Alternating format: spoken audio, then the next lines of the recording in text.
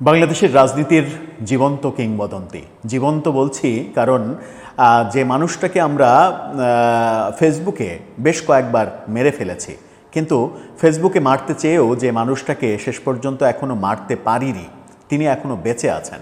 এই কারণেই বলছি জীবন্ত কিংবদন্তি। মারা গেলে হয়তো বলতাম শুধু কিংবদন্তি। বাংলাদেশের রাজনীতিতে এত মেধাবী, এত ক্ষুরোধার ব্রেন সম্পন্ন, এত স্মৃতিশক্তি সম্পন্ন রাজনীতিবিদ এর আগে কেউ এসেছেন কি না সেটা একটা গবেষণার ব্যাপার হতে পারে। বলছি তোফায়েল আহমেদের কথা। তোফায়েল আহমেদ প্রসঙ্গে যখন আলোচনা হবে তখন সংকীর্ণ রাজনৈতিক আলোচনার বাইরে আমার মনে হয় যে যাওয়া উচিত। কারণ বাংলাদেশে আমরা রাজনীতিতে রাজনীতিবিদদের শ্রদ্ধা করতে পারিনি, ইতিহাস তাই বলে। বিভিন্ন সময়ে রাজনীতিবিদদের শ্রদ্ধা করতে পারিনি বলে আমাদের রাজনীতিতে এত বেশি অধঃপতন হয়েছে। আওয়ামী লীগকে জড়িয়ে তোফায়েল আহমেদকে ছোট করার একটা চেষ্টা থাকতেই পারে। আমি আওয়ামী লীগের প্রসঙ্গে কোনো কিছু বলতে চাই না। আওয়ামী লীগের গত 15.5 বছরে অজস্র ভুল ছিল এবং তার ভুলের খেসারত দিয়েছে তারা গত বছর 5 আগস্ট।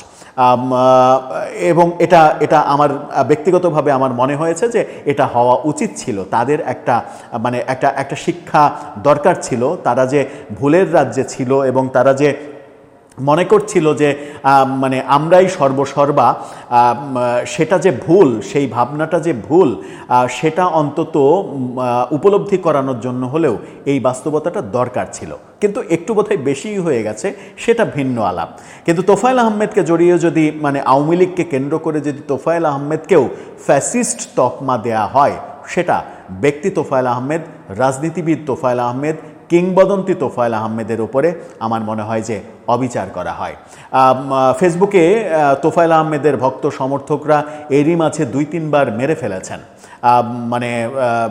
এমনই অবস্থা তৈরি হয়েছে যে কিছুদিন আগে তো একটা পুরো রাত গেছে তোফায়েল আহমেদ মারা গেছেন কি মারা যাননি এটা নিয়ে বিভিন্ন রকমের আলোচনা সারা রাত, এবং পরবর্তীতে নিশ্চিত হওয়া গেল অন্যভাবে। সেই আলোচনা করছি। ভালো খবর যেটা, হাসপাতাল থেকে যেটা ভালো খবর এসেছে সেটা হচ্ছে তোফায়েল আহমেদের লাইফ সাপোর্ট খুলে দেয়া হয়েছে এবং তিনি রিকভারি করেছেন। তিনি এখন যন্ত্র ছাড়া স্বাভাবিকভাবে শ্বাস প্রশ্বাস নিতে পারছেন। তার শারীরিক উন্নতি হয়েছে। কি বলছে ডাক্তার, কি বলছেন তার ঘনিষ্ঠজনরা, কি প্রেক্ষাপট তৈরি হয়েছিল কিছুদিন আগে, একটু বোঝার চেষ্টা করব এই ভিডিওতে। থাকবেন পলিটিক্স টিভির নিয়মিত আয়োজনে।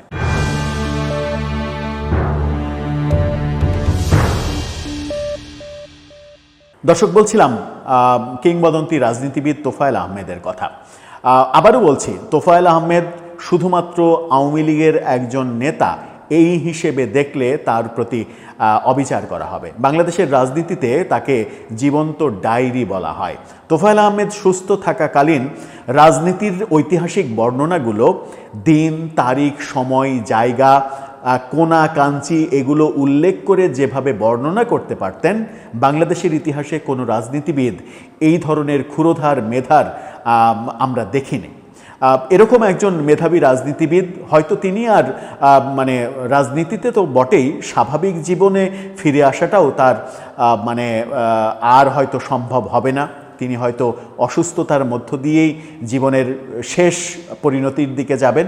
কিন্তু সুখবর যেটা হাসপাতাল সূত্র দিচ্ছে সেটা হচ্ছে যে তিনি স্বাভাবিক শ্বাস প্রশ্বাস নিচ্ছেন, তার লাইফ সাপোর্ট আর লাগছে না। তিনি যন্ত্র ছাড়া স্বাভাবিকভাবে আছেন এবং শারীরিক উন্নতি হয়েছে। ইত্তেফাক খবরটা নিশ্চিত করছে। ইত্তেফাকের শিরোনামটা আপনারা দেখে নিতে পারেন।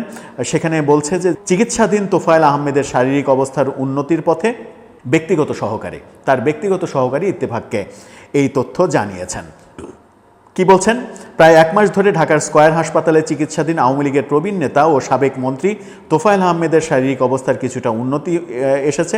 মঙ্গলবার তার ব্যক্তিগত সহকারী আবুল খায়ের জানিয়েছেন আগের তুলনায় তার অবস্থা এখন অনেক ভালো।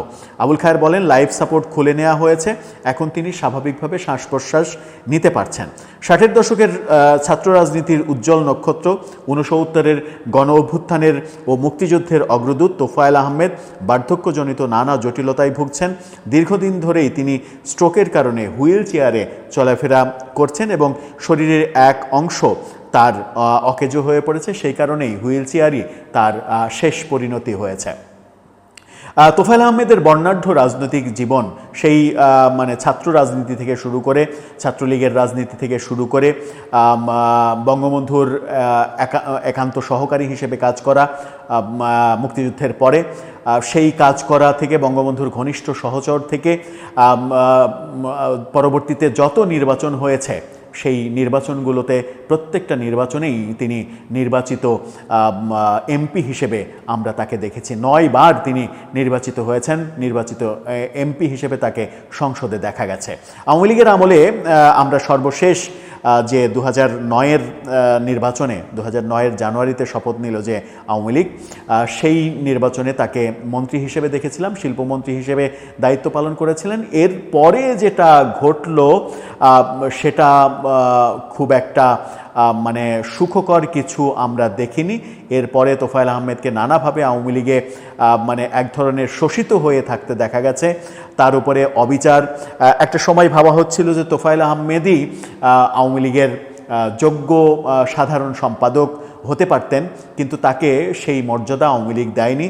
তাকে যেমন মূল্যায়ন করা হয়নি, তেমনি আর এক নেতা আব্দুর রাজ্জাক, যাকে মানে যাদের দুইজনকে 4 খলিফার 2 জন বলা হয়, তাকেও যথাযথ মর্যাদা আওয়ামী লীগকে দিতে দেখিনি। সেরকম অবস্থার মধ্য দিয়ে এক ধরনের মানে কি বলবো যে একাকিত্ব তাকে ঘিরে ধরেছিল। 2018 নির্বাচনের পরে, নির্বাচনের সময়ই একটা আলোচনা শুনেছিলাম, সেটা হচ্ছে যে তাকে রাষ্ট্রপতি করা হবে, এরকম আলোচনা শুনেছিলাম যে তাকে রাষ্ট্রপতি করার আলোচনা চলছে এবং সেটা আব্দুল হামিদের পরে তোফায়েল আহমেদকেই রাষ্ট্রপতি করা হবে, এরকম আলোচনা চলছিল। কিন্তু আব্দুল হামিদের পরে আরেকজনকে রাষ্ট্রপতি করা হবে এরকম আলোচনাও শুনছিলাম, সেটা হচ্ছে যে মুক্তিযুদ্ধ মন্ত্রী সাবেক আকম মোজাম্মেল হোসেন, কিন্তু শেষ পর্যন্ত শাহাবুদ্দিন চুপ্পুকে রাষ্ট্রপতি করা হয়েছিল। যাই হোক, সেটা ভিন্ন কথা। ঐতিহাসিক গুরুত্ব সেই 69 থেকে 69-এর গণ অভ্যুত্থান থেকে শুরু করে তোফায়েল আহমেদের যে রাজনৈতিক অবদান, সেই রাজনৈতিক অবদানে আমার মনে হয় যে তার প্রতি মিনিমাম শ্রদ্ধাবোধ থাকা উচিত। যে কথাটা আলোচনা করতে চাচ্ছিলাম যে কিছুদিন আগে সারা রাত ব্যাপী তোফায়েল আহমেদ মারা গেছেন, এই খবর সর্বশেষ যেটা ছড়িয়ে পড়ল, সেই রাতে যে আলোচনাটা আওয়ামী লীগের লোকজন করা শুরু করলেন শুনলাম, সেটা হচ্ছে যে তোফায়েল আহমেদের মানে মৃত্যু ঘোষণাটা শুধু বাকি, তাকে এই মানে আনুষ্ঠানিকভাবে ঘোষণা করা হচ্ছে না, কারণ সরকার ঘোষণাটা করতে দিচ্ছে না এই কারণেই যে তোফায়েল আহমেদের জানাজাটা পরিবার থেকে করতে চাই ভোলাতে, সরকার চাই যে তার ঢাকাতেই জানাজা হোক, ছোট করে জানাজা হয়ে তাকে বনানী কবরস্থানে কিংবা যে কোনো একটা জায়গায় দাফন করা হোক।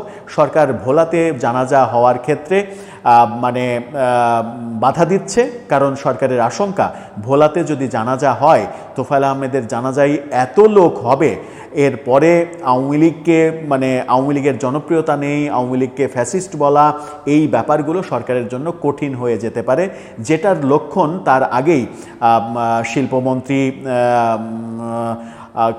শিল্পমন্ত্রী হুমায়ুন যিনি মারা গেলেন, তার জেলে থাকা অবস্থায় মৃত্যুর পরে তার জানাজাতে লক্ষাধিক মানুষের যে অংশগ্রহণ, সেটাতে সরকার এক ধরনের আতঙ্কিত হয়ে তোফায়েল আহমেদ ব্যাপারে এরকম সিদ্ধান্ত দিচ্ছে। এরকম মানে একটা বিস্তর বড় আলোচনা ছড়িয়ে পড়তে দেখলাম আমরা। কিন্তু বাস্তবতা হলো তোফায়েল আহমেদের মৃত্যুর আগেই এই ধরনের মানে আলোচনাগুলোর আমি জানি না সত্যতা থাকতে পারে, সরকার এরকম ভাবতেই পারে। তোফায়েল আহমেদের মতো একটা নেতার জানাজায় লক্ষ লক্ষ মানুষ যদি চলে আসে, তাহলে সরকারের পক্ষে সেটা বিব্রতকর হবে। তোফায়েল আহমেদ যেহেতু অসুস্থ, পক্ষাঘাতগ্রস্ত, সেহেতু তাকে ফ্যাসিস্ট উপাধি দিয়ে কিংবা মামলা মোকদ্দমায় ফাঁসিয়ে তাকে কারাগারে দেয়া সম্ভব হয়নি। সেটা মানবিক দিক থেকে সরকার একটা ভালো কাজ করেছে এবং সেটা হয়তো সরকার করতে বাধ্য হয়েছে। এরকম পরিস্থিতিতে সরকারের ওরকম ভাবনা থাকতে পারে, আমি জানি না এটা ছিল কি ছিল না।